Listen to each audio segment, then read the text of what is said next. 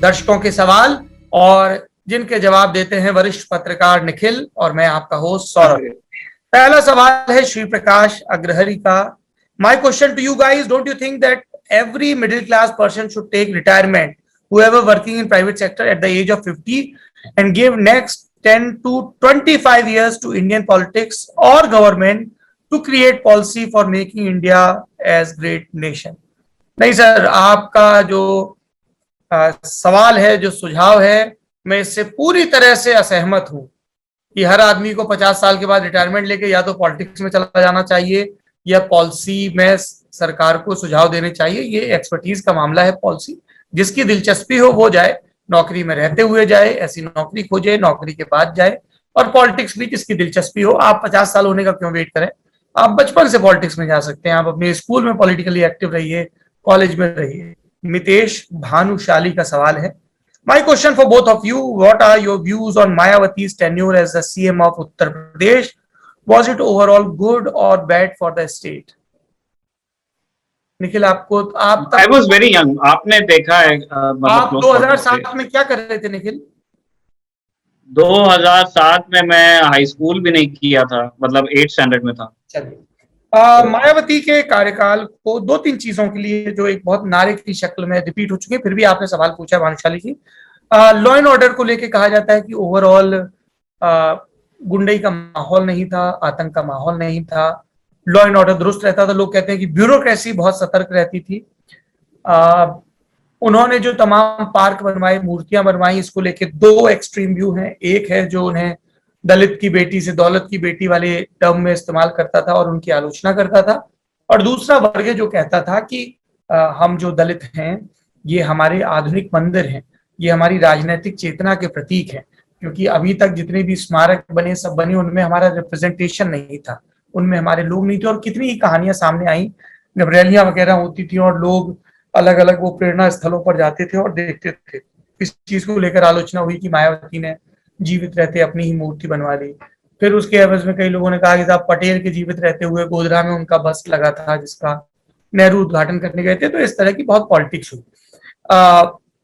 कई लोग इसका जिक्र करते हैं कि जो काशी राम के नाम पर आवासीय योजना बनी वो एक अच्छी पहल थी। तो इस तरीके के कुछ मसले थे जिसमें अपलिफ्टमेंट हुआ। पर ओवरऑल एक इस प्राइवेट सड़क को छोड़ दें जो जेपी ने बनाई थी और यहाँ पे ग्रेटर नोएडा का पूरा प्लानिंग डेवलपमेंट हुआ था, तो ये कुछ मेजर अचीवमेंट है। पर पॉलिसी के लेवल पर कोई बड़ा शिफ्ट हुआ हो, पॉलिटिकली कोई बड़ा शिफ्ट हुआ हो, ऐसा मुझे नहीं लगता है। और मायावती ने वो राजनीतिक दूरदर्शिता भी नहीं दिखाई, और इसके लिए मेरा राजनीति का स्टूडेंट होना भी जरूरी नहीं है। उनकी पॉलिटिकल परफॉर्मेंस लगातार दिख रही है। मतलब वो एक फेज था 2007-2012 का जिसमें मायावती बहुत सारे स्टेट्स में जो उनकी पॉलिटिक्स थी उसको गैल्वनाइज कर सकती थी, एक मोमेंटम दे सकती थी। पंजाब में हो सकता था, हरियाणा में हो सकता था, महाराष्ट्र में, एमपी में, लेकिन राजस्थान में। लेकिन वो कुछ विधायक जीते थे और फिर वो राजस्थान में हर बार यही होता है, वो अशोक गहलोत के साथ चले जाते हैं। तो एक नेशनल अल्टरनेटिव क्रिएट हो सकता था उस सत्ता की गोंद का इस्तेमाल करके, मायावती उसमें फेल हुई है। अगला सवाल गगन का है। Hello Saurabh ji, this question is for you. Is appointment of Arvind K. Sharma in party rather than government shows that Yogi is more powerful than central leadership? Gagan, I will say कि एक नेता आता है, उस नेता के इर्द गिर्द के लोग उसके बारे में खूब सारी खबरें फ्यूल करते हैं। एकदम लगता है कि अरे वो आ गया, देखो वो आ गया, प्लीज इसको आशा भोसले की आवाज में सुनिए। और उसके बाद अरे साहब अब वो अगला डिप्टी सीएम होगा, वो ये होगा, वो होगा, इस तरह का माहौल बना दिया जाता है। और पहले भी हमने नेता रवि विस्तार से बात की है। योगी आदित्यनाथ उत्तर प्रदेश के मुख्यमंत्री हैं। मैं पूरी गंभीरता के साथ ये कह रहा हूं, at the pleasure of central command. और 2022 के विधानसभा चुनाव के बाद इस वाक्य को दोबारा सुन लीजिएगा। अगर कोई ये सोचता है कि वो भाजपा की राजनीति केंद्रीय कमान को ठेंगा दिखाकर कर सकता है, तो उन्हें कल्याण सिंह, शंकर सिंह वाघेला, उमा भारती, मदन लाल खुराना, सबके नाम याद रखने चाहिए। ये कांग्रेस में होता है कि कांग्रेस से निकलकर कोई मुख्यमंत्री बन जाता है, कभी ममता बनर्जी, कभी जगन मोहन रेड्डी। भाजपा में ऐसा नहीं हुआ है। और बीजेपी और संघ भी समझते हैं कि योगी आदित्यनाथ की अपनी एक ब्रांड वैल्यू भी है, तो तुम्ही से मोहब्बत तुम्ही से लड़ाई वाला मामला है। अरविंद शर्मा की जहां तक बात है, पूर्व नौकरशाह हैं, अमित शाह के बहुत करीबी हैं, कई चीजों को दुरुस्त करने के लिए कील काटे उन्हें भेजा गया है उत्तर प्रदेश में, लेकिन उत्तर प्रदेश का जो एग्जिस्टिंग संगठन है और सत्ता, दोनों ही अचानक से ये जो बाहर से रिंग में प्लेयर आ गया उसको लेकर बहुत सहज नहीं है, इसीलिए फिलहाल उन्हें प्रदेश उपाध्यक्ष बनाया गया है। दीक्षांत जैन का सवाल, BSP do not have much to lose, is there any possibility of BJP BSP alliance? No doubt BJP will give very few seats, but that would be much for BSP. I don't think so, दीक्षांत। BJP बहुत मेहनत कर रही है इस चीज के लिए कि जो कांग्रेस और दूसरे दल, चाहे वो रोहित वेमुला का प्रकरण हो, गुजरात में वो ऊना में फ्लैगिंग का प्रकरण हो, उत्तर प्रदेश या दूसरी जगहों पर प्रकरण हो, कि बीजेपी की एक पहले छवि थी बिल्कुल शुरुआत में कि ठाकुर ब्राह्मण बनियों की पार्टी, ठीक है, उसके बाद सोशलिस्ट ब्लॉक जुड़ा, सोशल इंजीनियरिंग हुई, और ये सिर्फ सवर्णों के बेस वाली पार्टी से आगे बढ़कर इसमें ओबीसी का भी एक बड़ा चंक जुड़ा नरेंद्र मोदी के आने के बाद उस प्रोसेस में, और विस्तार हुआ, फिर महादलितों को भी उन्होंने जोड़ा। तो बीजेपी इस चीज के लिए बहुत एक्टिवली काम कर रही है। आप देखिए बाबा साहब भीमराव अंबेडकर के प्रतीकों को लेकर नरेंद्र मोदी जिस तरह से एग्रेसिव दिखते हैं, चीजें करते हैं, या आज की तारीख में नरेंद्र मोदी की मंत्रिपरिषद की बात करें तो जो इकलौते व्यक्ति हैं जिनकी वजह से बीजेपी नहीं वो एनडीए है, वो रामदास अठावले हैं। तो मुझे नहीं लगता है कि वो बसपा को एक फ्रेश लीज देंगे। जैसी गलती कांग्रेस ने 1996 में की, बीजेपी वैसी गलती नहीं करेगी। पंकज चौधरी, ये बात जाहिर है कि भाजपा के अलावा यूपी में भी कोई अकेले के बलबूते बहुमत नहीं ला सकता, पर क्या कोरोना के कारण जन्मे हालातों से हम महाराष्ट्र जैसी गठबंधन की सरकार यूपी में देख सकते हैं? अगर हाँ, तो क्या वो 5 साल टिक पाएगी? पंकज, इस सवाल का जवाब उत्तर प्रदेश की जनता देगी, 2022 के चुनाव में देगी।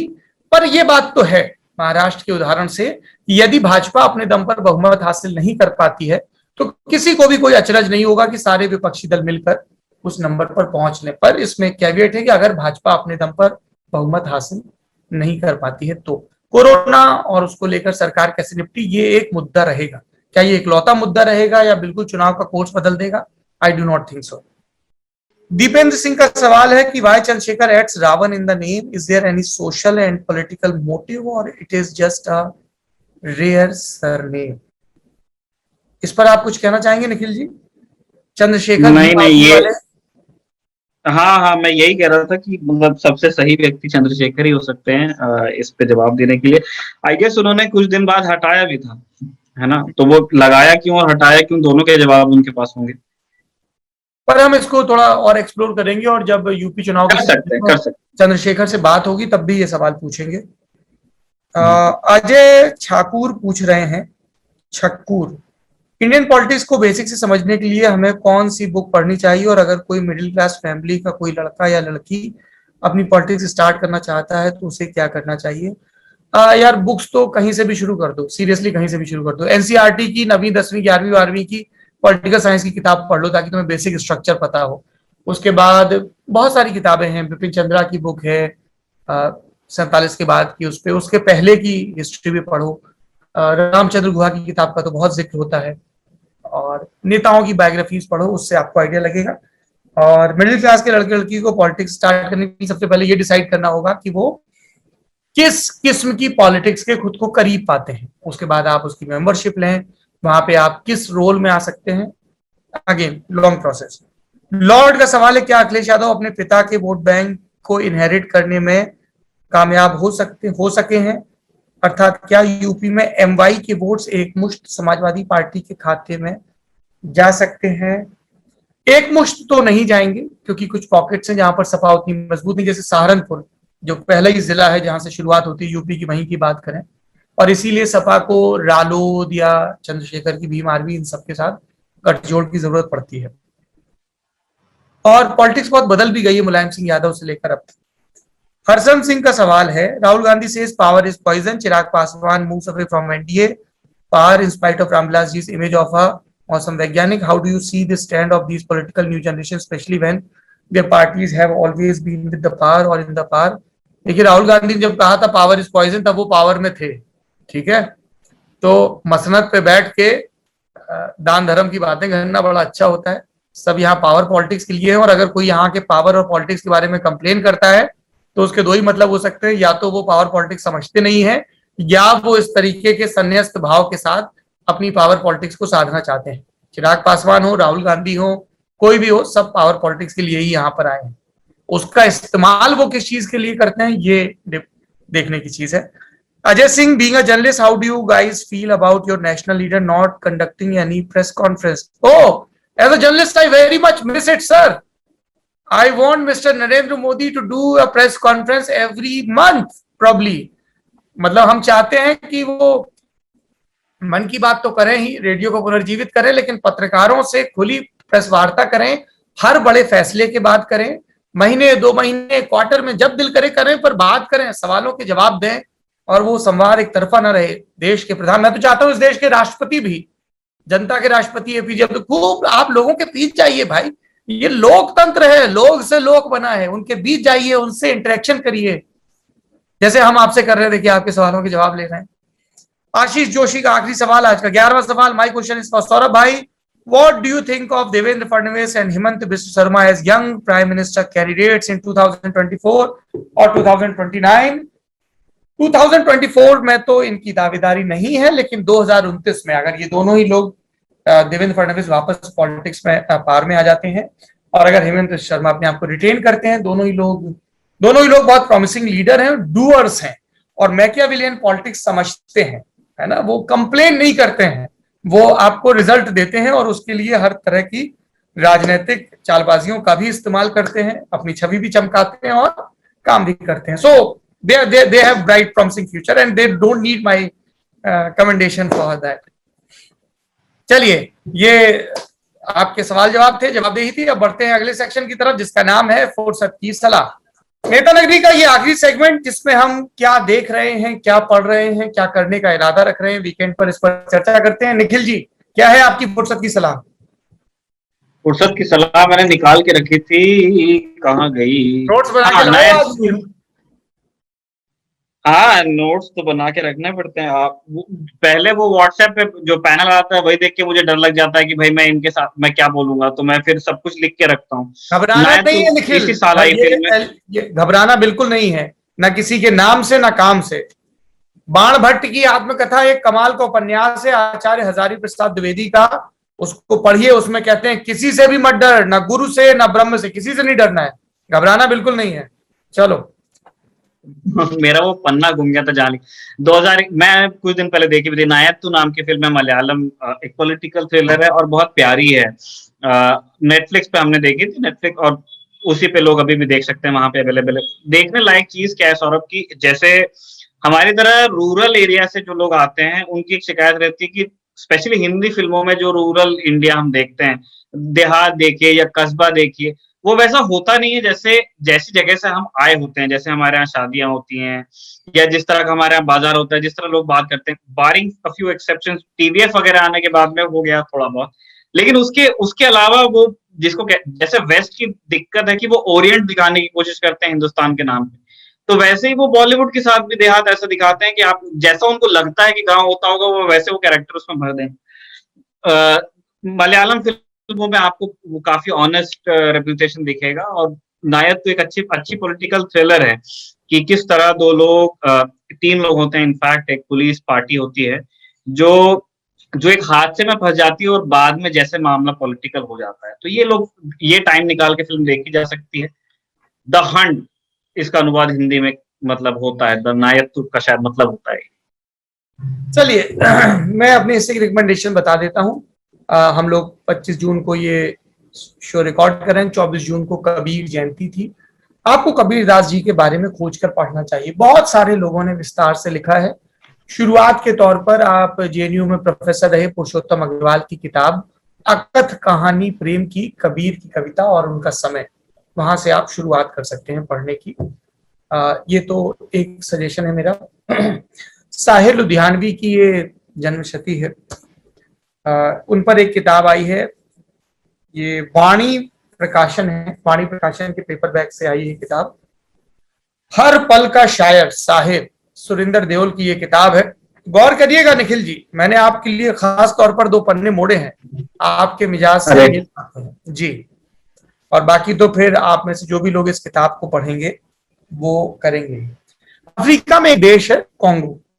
कॉन्गो में जो 1960 में आजाद हुआ और पैट्रिक लुमुम्बा वहां के प्रधानमंत्री चुने गए।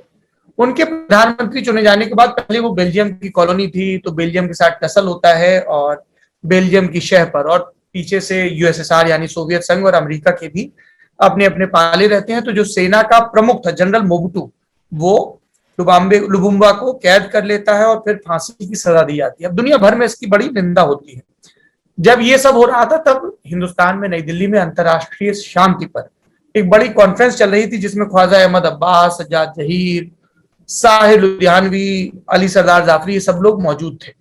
तो हुआ कि भाई लुमुम्बा की शहादत हुई अपने देश के लोगों के लिए, आजादी के लिए, जमहूरियत यानी कि डेमोक्रेसी के लिए, तो इस पर कुछ लिखा जाना चाहिए। तो साहिर से कहा गया, तो साहिर आनाकानी कर रहे होंगे, तो अली सरदार जाफरी ने उनको एक कमरे में बैठ दिया, ये बुंदेली का शब्द, बंद कर दिया। भीतर एक चिकन सैंडविच, एक बियर की बोतल और एक सिगरेट की डब्बी रख दी और कहा 4-5 घंटे अब तुम बंद रहोगे और जब लिख लो तो बाहर आ जाना। और जानते हैं निखिल उन्होंने क्या लिखा, कौन सी नज्म लिखी कमाल की। जुल्म फिर जुल्म है, बढ़ता है तो मिट जाता है, खून फिर खून है, टपकेगा तो जम जाएगा। ये एक लंबी नज्म है। इसका मैं आपको आखिरी 2 पैरा सुना देता हूं। तुमने जिस खून को मक्तल में दबाना चाहा, आज वो कूचा वो बाजार में आ निकला है। कहीं शोला, कहीं नारा, कहीं पत्थर बनकर खून चलता है तो रुकता नहीं संगीनों से, सर उठाता है तो दबता नहीं आईनों से। जुल्म की बात ही क्या, जुल्म की औकात ही क्या, जुल्म बस जुल्म है आगाज से अंजाम तलक। खून फिर खून है, 100 शक्ल बदल सकता है, ऐसी शक्लें कि मिटाओ तो मिटाए न बने, ऐसे शोले की बुझाओ तो बुझाए न बने, ऐसे नारे कि दबाओ तो दबाए न बने।